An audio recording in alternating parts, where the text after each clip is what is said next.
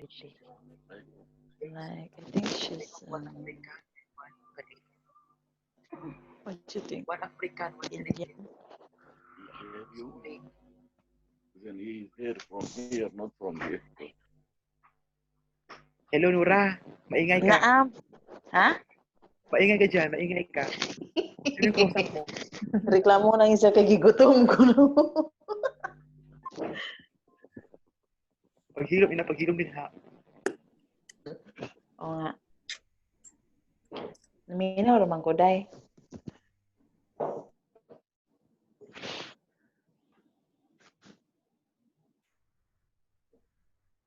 Request ta og kuan, slideshow kay Madam.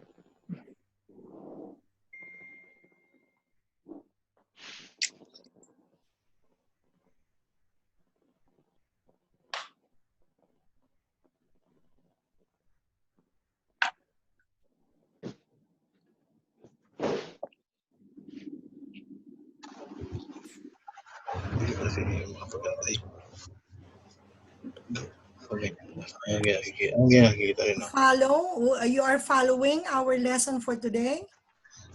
Yes, ma'am. Clear? Yes. Yes, ma'am. Day, nawala man, day. Sandali lang, Day.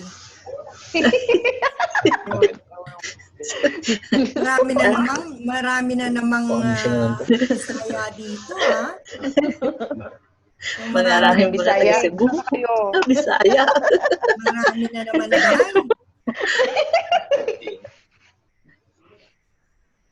Marami na naman tayon, Day. Dali lang, Day. Dalawa kami. Nasa inyo na ba? Nakikita nyo yung shinare ko na chat? Opo. Kita kayo mga ngipin nila. Matawa. Meron po. Sorry.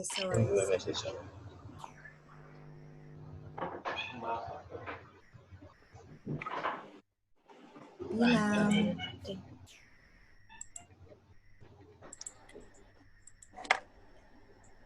Okay, so we have it.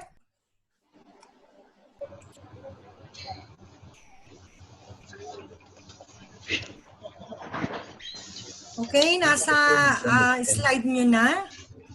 Yes, ma'am. Okay, good. Communication process. Communication process. Now, before coming to here, so meron tayo kaninang pinag-usapan about the activities of the daily living, right? Who answered me that? Sino nag-answer sa akin? Yung basic function, when I was asking you about the basic function of the ADL, the activity of daily living, who answered that one? Ha? Sino nag-answer sa akin? Yung basic function. I was asking you about the basic function. Charlotte. Sino? Charlotte. Si Charlotte. Okay. So Charlotte, so she knew or everybody knows, I was repeating to you that it is your basic function. Kung kalilimutan yan. Okay, so a part of our basic function as a nursing aide is the basic daily activity of daily living of the patient. So now, we are going to the next, this is the last one, it is the communication process. And we are going to talk about what makes an effective communication.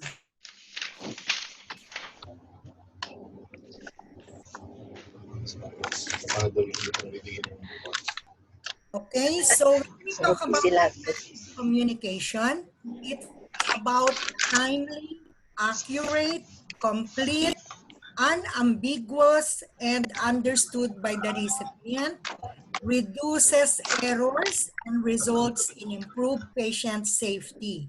So when we are going to talk, or when we are talking about communication, we always talk about the safety. Safety in communication, effective communication that brings timely, accurate, complete, unambiguous, and understood by the recipient. Why? Because it reduces errors and results in improved patient safety. So we are going to, in all of this, in our career as a nursing aide, we are going to be an effective communicator. So to lessen or to reduce errors while communicating, while performing our task. So it reduces errors and results in improved patient safety. So communication can be electronic, it can be verbal, it can be written. So effective communication is defined as verbal speech or other methods of relaying information. So it is how we are going to communicate in order to get a message across. We want to get a clear message across, especially to our patients. Just remember, most of the patients that we are going to handle, either they are babies, they are adult, and most especially, they are going to be as bedridden. So if either party, the two parties does not understand the purpose of information conveyed, communication cannot be effective. Means to say, if it is not going to be transferred across effectively, you will not have, or it doesn't result to good and proper communication. So, as I said, if the purpose of the information conveyed or communication cannot be effective, it is useless to communicate. There is nothing for you to communicate effectively. So you cannot send the message across to your patient what you want to send the message or what the patient wanted to send message back to you. So it will not be an effective communication if you are not going to follow the process.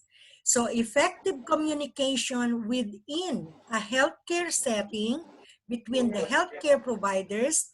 When I say healthcare providers, they are the nursing aid, all those medical healthcare professionals, the doctors, the dentists, the nurses, the nursing aid, the caregivers, they are the healthcare professionals. So that includes the patients. How are we going to communicate with the patients and their families? It is a critical important for an effective communication. Ineffective communication among healthcare professionals is one of the leading causes of medical errors and patient harm. How and why? So we have to learn about it and we have to discuss about it. So remember that when an effective communication is not being effectively or clearly transferred a message across, it will result to ineffective communication. It will not be helpful. It will cause medical errors and it cause patient harm. So we don't want to harm our patients. We don't want to take the risk of harming ourselves to keep ourselves safe, and we want to keep our patients safe too. Okay, so we have to effectively communicate between the healthcare workers. So what is the purpose of this communication, an effective communication? Number one is to improve the effectiveness of verbal or a telephone communications among caregivers. So between us, caregivers.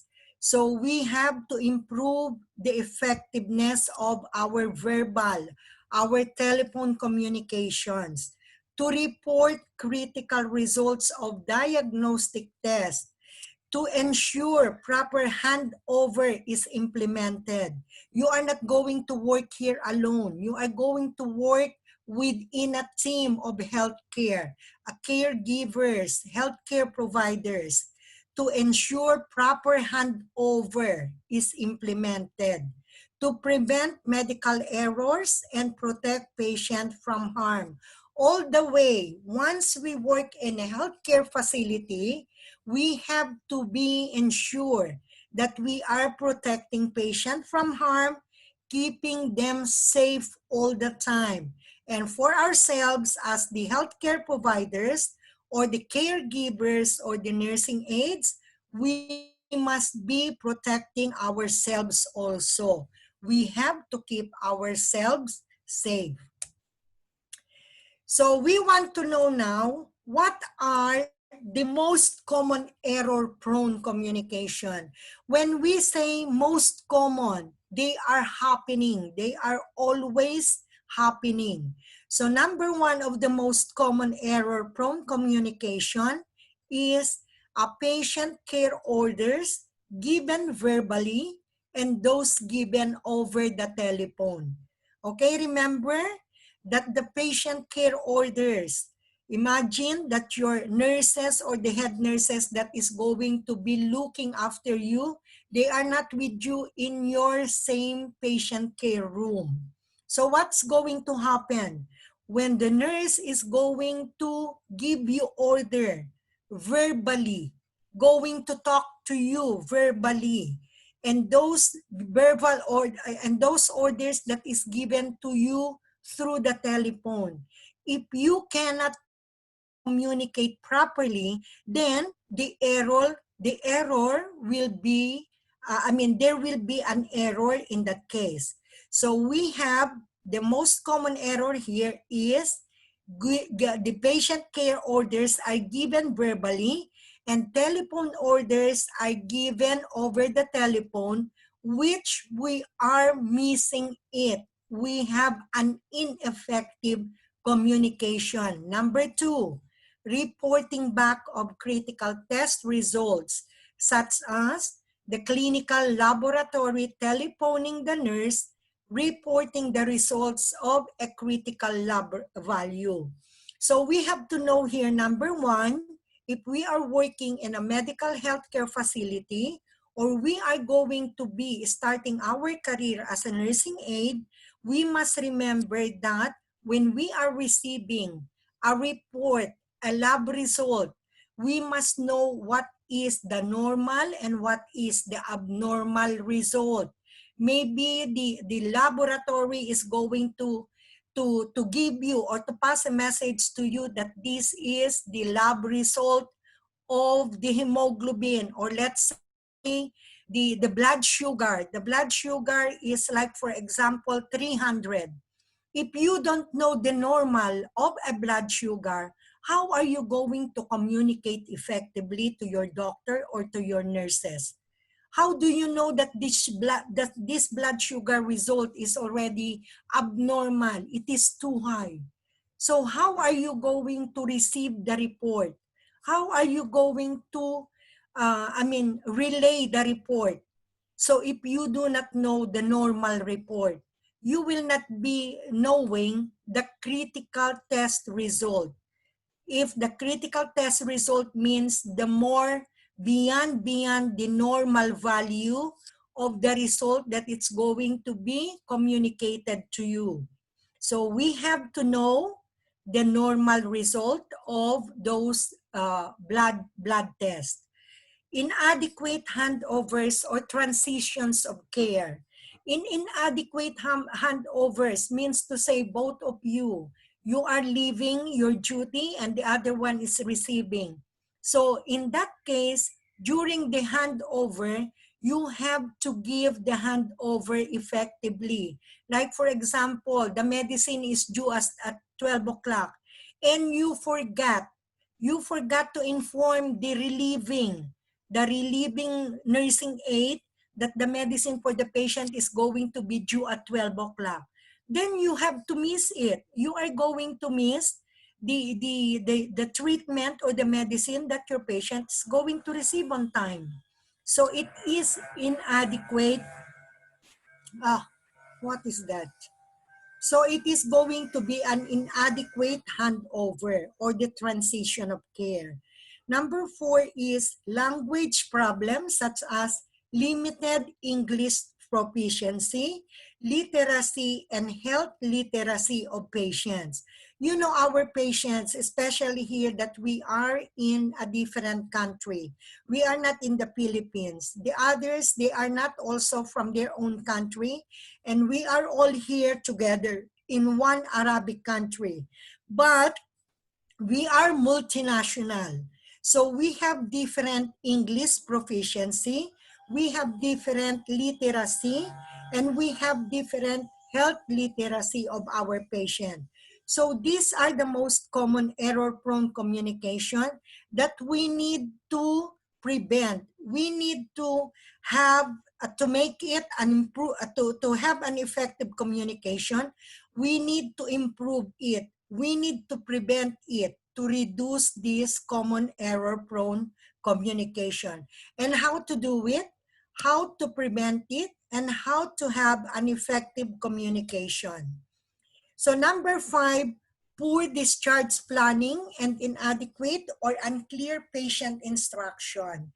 So when the patient is supposed to go home, or when the patients are going home or plan to go home, you are giving them a poor discharge planning. You are giving them inadequate or unclear patient instruction. So you are going to give your patient unclear instruction. Like for example, the wound dressing or the tablets that the patient is going to take at 12 o'clock noon. So the patient misheard, or you did not give the clear instruction that the medicine should be taken at 12 before your food. So there is no clear instruction. So means to say the patient missed your instruction. So cultural barriers and misunderstanding means here we have the culture diversity. So we are working in a world of cultural diversified nation, or the country of UAE is multinational or multicultural diversified nationalities working with each other. And we are going to have the misunderstandings between each one of our co-workers. So in preventing all of this, or to prevent the common most error for this communication, we have to prevent it by doing, by learning how to, or to study how to understand each other, to respect each other, to respect each other culture, to respect each other's nationality, behavior, the attitude, so that we will be understood by each other. And how to improve communication. So we have already, we have already discussed what are the most common error prone in communication. So now we need to learn how to improve that communication. Number 1, we have to communicate accurately those medical orders and test results. You don't make, you do not cut, you do not, you have to communicate accurately the medical orders that's going to be given by your doctors or your nurses. It must be accurately communicated between you. All those test results, you have to write it down. You have to record it while the other is communicating with you. So you won't forget what the other person have passed the message to you. Improve handover communications. During the time that the two of you are going to hand over, another one is leaving, another one is coming. So how to improve it? You have to accurately pass the message across the receiving one that this instruction is clear. Discharge patients accurately. When the patients are going home, you have to write down, or you have to provide the patient clear instruction, home instructions. Take bath only after 3 days. So if you have given the clear instructions to the patient, definitely they will know that and they are going to follow it. If they did not get the clear instruction for you, they will miss it and they are going to harm themselves. Accommodate language and literacy needs. So when accommodating language, because we have different language barriers. So in accommodating language barrier, so we have to learn. We have to learn at least the common words to communicate easily.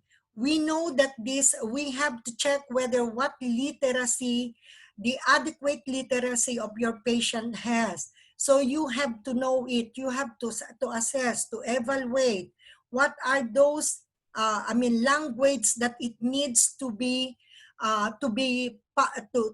send the message across to your patients. Overcome cultural barriers. So as I said, we are here with different nationalities, different culture. So we have the cultural barriers. And in so doing, all of us, we are going to learn how to treat those patients, how to treat them with our communication, how to communicate with them effectively. So going forward, we want to know what are those in a communication process. What are the elements in a communication process? What communication process consists of? It is defined as the way we exchange messages with each other. This is a communication. How we exchange messages with each other. So it involves both sending and receiving messages. Sending messages it might be verbal. It is what we say. It is what we are going to pass the message to. Non-verbal means messages which is sent without words. They are facial expressions, they are gestures, nods, posture, personal appearances. So when we say verbal, we are just talking. We are passing our oral, our verbal. We are expressing our verbal communications to the other person. But if it is non-verbal, most of the patients, they cannot talk. They are bedridden. So we have to pass the non-verbal communication, messages without the words, such as our facial expression. So we have to observe our patients. Like for example, our patients are already sad. So they are sad. The facial expression shows that they are sad. So you must know that. You have to observe. And then whatever it is that you can see in the patient's facial expression, you can interpret what she wants, what he wants. And that you have to interpret and give also, you have to give what those facial expression is showing to you. Gesture, for example, the patient gesture is she is irritable. So in that way, as you have observed the gesture of the patient, so you have to comfort that patient. When the patient is nodding, she cannot explain, she cannot say no, she cannot say yes. So she is just nodding, okay? So when nodding means to say when you ask a question, the patient will answer yes by nodding. And if the patient will answer you no, she will just, say no by nodding her head. And if the posture, if you can see or observe your patient that he is, putting his back as in straight, so means to say he is already tired of lying. So he wants his posture to be changed. His personal appearance, you can see, you can observe. So all of those nonverbal, you as a nursing aide should observe. Message number 2 is a message. So number 1 in the communication process, we have the sender. And number 2, we have the message. So what does it mean by the message? It is the information that the sender conveys. It is the information that one person is sending the other person. It is a message. And the number 3, we have the receiver. Receiver is a person who receives the message. So in receiving message, it might be effective listening. So when you are receiving the message, or if you are receiving a message from your patient, so you know that you have that effective listening skill. Number 2, we have the reading body language. When receiving, you are seeing in the opposite person what that person showing you as in the body language. In the written communication, you are receiving messages by notes, by text, by SMS, by messenger. So all of these are the written communications through the emails. Feedback. Number 4 is feedback. So feedback is acknowledging the message. When you receive a message from someone, so you acknowledge. I acknowledge the receipt of your email. So it is the evaluation to ensure that your message is received by the other person. So it is you are giving a feedback. You are giving the acknowledgement that you received it. Channel is number 5. It is the medium by which message is sent. Through the mail, through the email, through the SMS, and through the other forms. Okay, so by telephone. So they are the channels. So okay, so now we know what are the communication processes and the elements that makes it an effective way. Okay, so we have the sender, we have the message, we have the receiver, the feedback, and the channel. All of those in the communication, in the effective communication, this is our reference, and we got this reference based on the International Patient Safety Goals. Number 2, it is improved effective communication between carer and the caregiver. It is from the Joint Commission International Accreditation of the US. So this is the reference base of our communication, effective communication process. Okay, so we have learned about communication process. We have learned about the elements that consist of an effective communication. And we have learned, how to communicate, to prevent the error-prone communication, the communication errors, and what is a communication, what is an effective communication, and what this effective communication will produce or provide for the other individual. Okay, so we have done 3 subjects for today's lesson.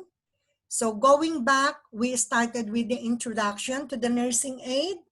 And we have discussed the fundamentals of the nursing aid, the basic functions, the activity of the daily living, and the last, it is the communication process.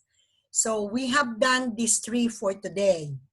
So anything that you want to know more, or there is anything that you did not understand, that you want to elaborate more? Okay. Yes, Bob. You do not have the sound. I-mute mo. We can request the slideshow. Yes, all of this will be shared to you. Okay. Okay? That's You all. can send That's it all through I- our email, ma'am. It will be sent to our chat room in our group Okay. chat. So it will be sent by Ma'am Yong there. So you can have it. Okay? So Okay. now, do you have your pencil, pen, and paper with you? Yes. Yes, ma'am, we have. So ready, right? In the classroom, you always have the pencil or the pen or the paper. So what we are going to do now is we are going to have a simple quiz. And in this quiz, in your papers, you have to put on top of it your clear names, full names, clear names. If I cannot read that one, I will not give you grade. Okay? So put on top of your papers your clear, good names. And after answering our quiz, we are going to take a photo of that and send it to our group chat. Okay, clear? And after that, after sending it, after submitting it to the group chat, we are going to discuss it. Fine? Clear? Okay. Noted.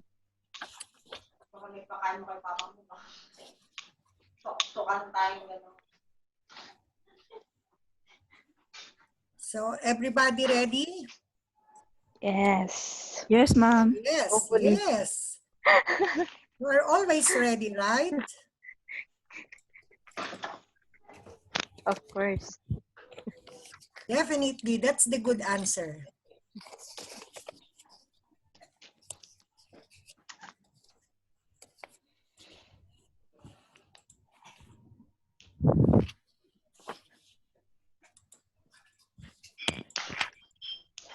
It is a very simple quiz. I know that you have listened.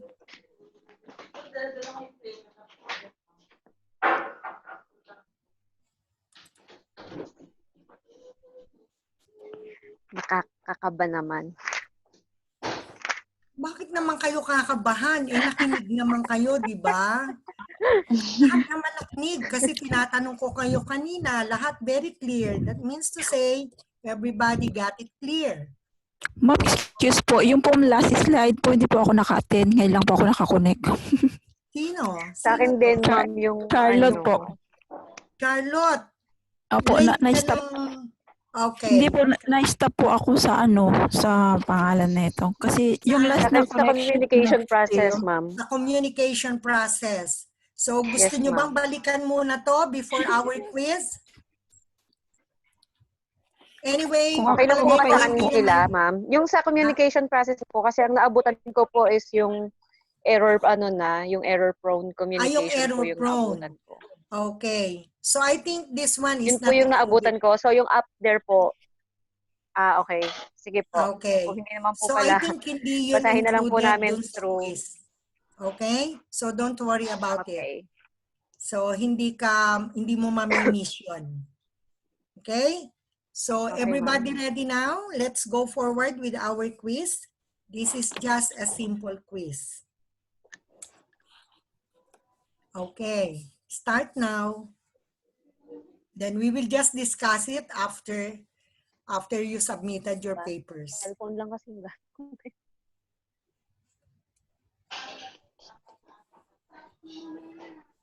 Certified assistant nurse or nurse assistant. Very easy, right? True or false? Yes, ma'am. Wait lang, ma'am, ha? Huwag niyo muna kasi cellphone lang po yung gamit Sure, ko. take your time. True or false lang po answer namin. Ay, A wala. or B? Okay po. True or false? Gusto mong magsulat? Write true.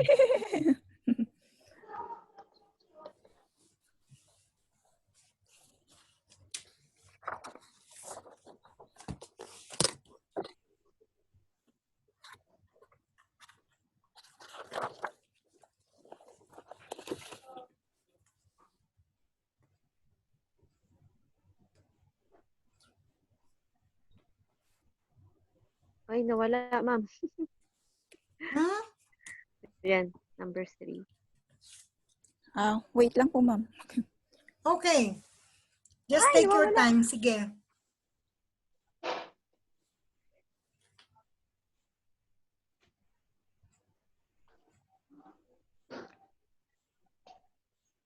Number 4. Wait, ngayon pa ako nakaano. Please wait, please. Ha? Kaunti lang kasi nag-begin pa ako mag-answer.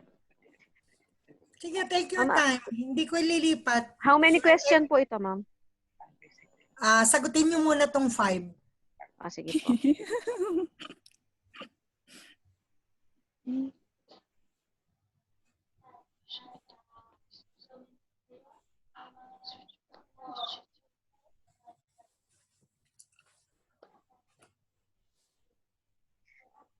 Done with 5 questions.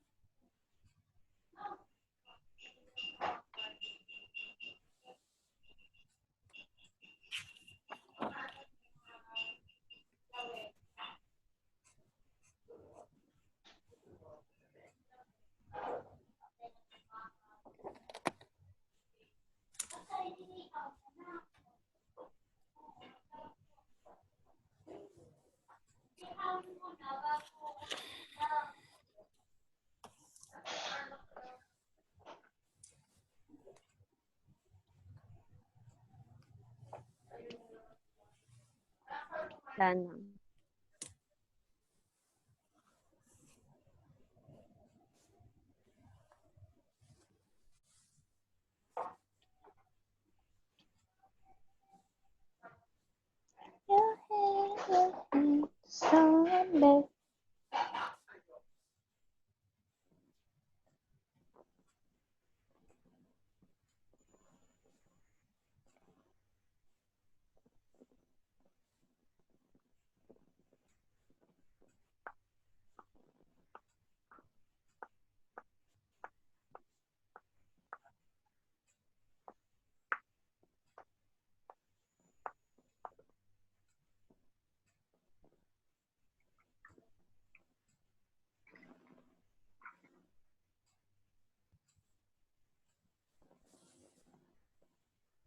Nalipat na ba? Nalipat. Tapos na kayo? Everybody done? Yes. Yes, ma'am. Okay, so going forward,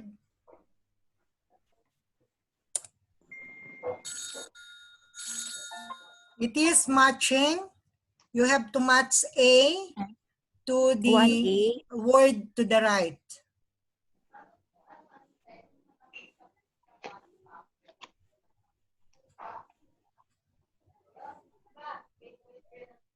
It's number 6, right, ma'am?